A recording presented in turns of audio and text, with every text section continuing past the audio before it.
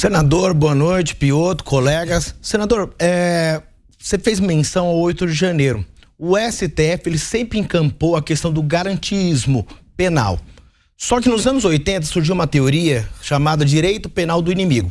E eu tenho a impressão, e eu quero saber a sua opinião sobre isso, que a partir do dia 8 de janeiro, o ex-presidente, o Jair Bolsonaro, juntamente com seus aliados, apoiadores, estão sendo tratados exatamente através dessa teoria.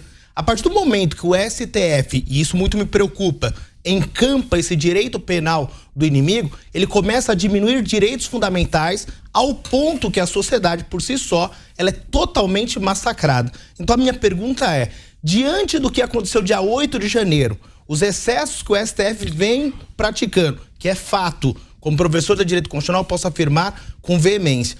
Como que o senhor vê isso? Porque muito se fala em democracia, mas o guardião da nossa norma constitucional, por si só, também não está respeitando a separação dos poderes. Olha, quando eu fui candidato a presidente do Senado, acho que assim, é uma bandeira mais importante que eu levantei naquela oportunidade e ela não ficou ultrapassada, é o que eu chamo de restabelecimento da normalidade democrática, ou seja, o princípio que Montesquieu estabeleceu da separação e harmonia entre os poderes, ele tem que ser restabelecido, né, pela vitalidade, pela sanidade da nossa democracia. Né? Existe o que se denomina juízes naturais. Então, não é possível imaginar que todos poderão ser alcançados independente do foro, né, pelo escrutínio, né, do Supremo Tribunal Federal em função de uma excepcionalidade que foi aberta há 4 anos atrás.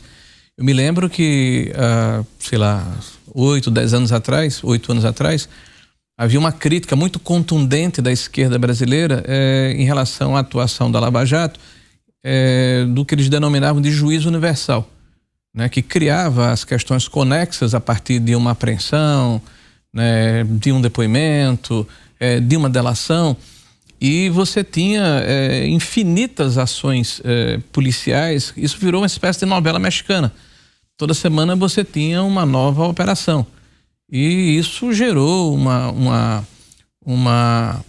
reação, né, de que não era possível que você pudesse normalizar provas obtidas de forma ilícita, que não era possível aceitarmos as prisões temporárias de forma indefinida, né, que não era possível você aceitar que o único juiz fosse o caudatário de todas as demandas judiciais que ocorriam no Brasil naquela oportunidade, mas havia uma diferença.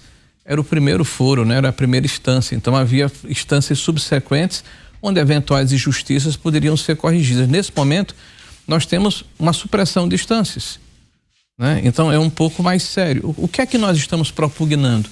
O que é que nós estamos defendendo? Né? Que esses inquéritos tenham um término, né? Que eles sejam concluídos. Eu não estou falando aqui que haja uma intervenção de forma abrupta, pronto, acabou o inquérito. Né? Que quem eventualmente tenha sido indiciado e a questão probatória esteja forte, né?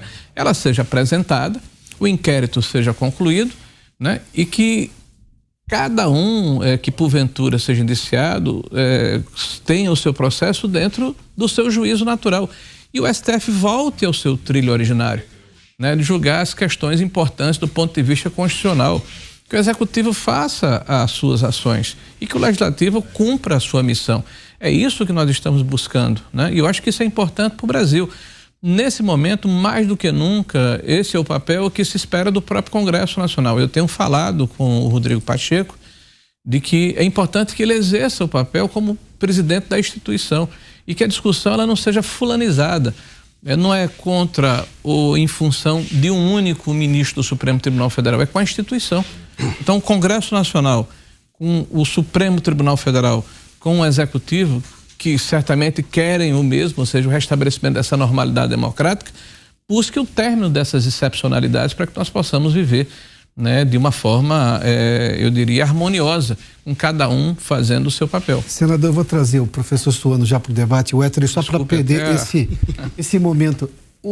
Qual a resposta que o senhor ouve do senador Rodrigo Pacheco quando o senhor faz essas demandas a ele? Eu estive com o senador, acho que a semana passada, e novamente conversei com ele a respeito do tema, e ele se dispôs a fazer as tratativas para que nós pudéssemos avançar nessa direção.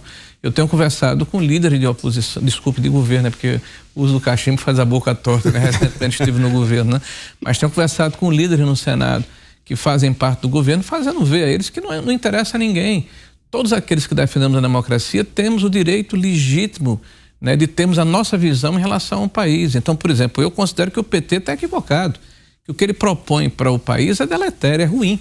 Sim. Mas eles têm todo o direito de propor o que eles acham que devem propor, até porque foram legitimados, entre aspas, por uma eleição. Então a agenda precisa ser discutida aonde é o fórum adequado, que é o legislativo. Não está correto o governo entender, por exemplo, como falou há pouco o ministro Flávio Dino, que caso o parlamento, por algum motivo, não queira discutir um projeto de lei, ele, de forma coercitiva, em conjunto com o judiciário, como se fosse um único corpo, né, vão impor a sua posição e a sua vontade. Isso é de um autoritarismo, de uma arrogância, de uma prepotência que causa espécie a todos nós. Recentemente nós vimos uma declaração do ministro Dino de que o recadastramento que ele determinou através de decretos para os CACs alcançou 99%. Olha que número extraordinário. 99% daqueles que têm armas no Brasil fizeram seu recadastramento. 1% que permaneceu estão sofrendo operações coercitivas por parte da Polícia Federal. Não se reabriu o prazo.